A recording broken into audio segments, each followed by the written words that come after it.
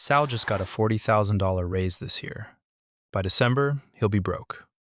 Here's exactly how, and how to make sure it's not you. Sal got the promotion. The raise hit his account. And for about 2 weeks, he felt unstoppable. Then he looked at his friend's new car. And suddenly the raise didn't feel like enough. Kiyosaki has a name for this: the rat race. You think more income solves the problem. But without financial literacy, more income just buys more expensive problems.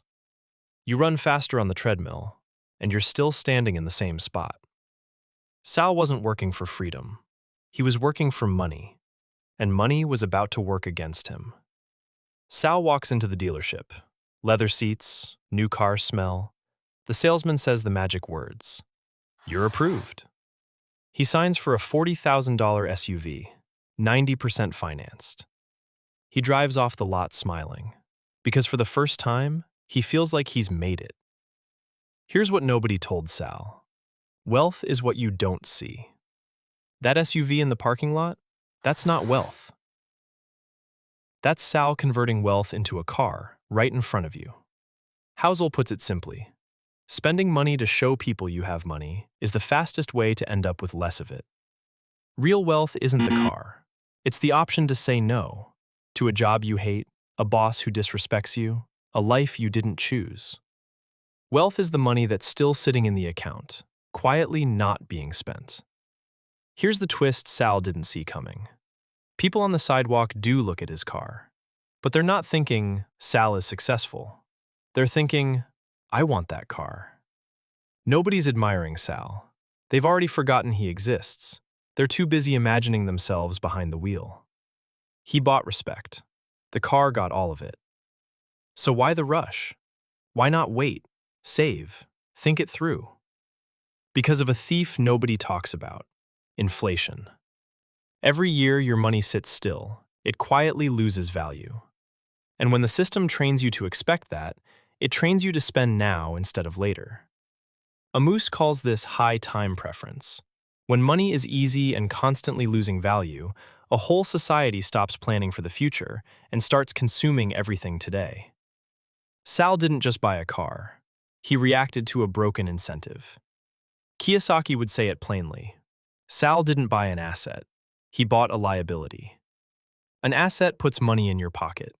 A liability takes it out, every single month. And the math is brutal.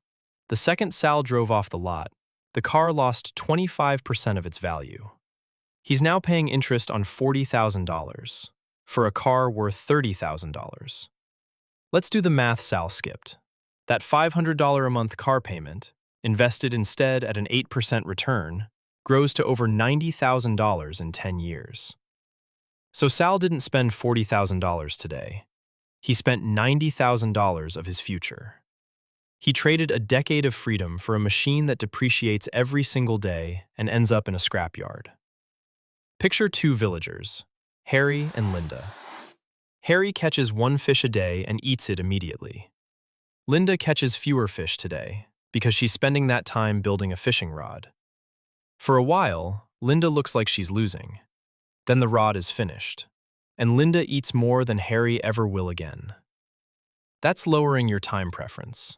Short-term discomfort for long-term abundance. It's not a money trick, it's a mindset. Sal's brain said, I can't afford it. The richer question was, how can I afford it? If Sal had built a small business or an investment portfolio first, the profits from those assets could have paid for the car without touching his salary at all. That's not a fantasy. That's the entire rich dad playbook. Buy assets first. Let them buy your liabilities.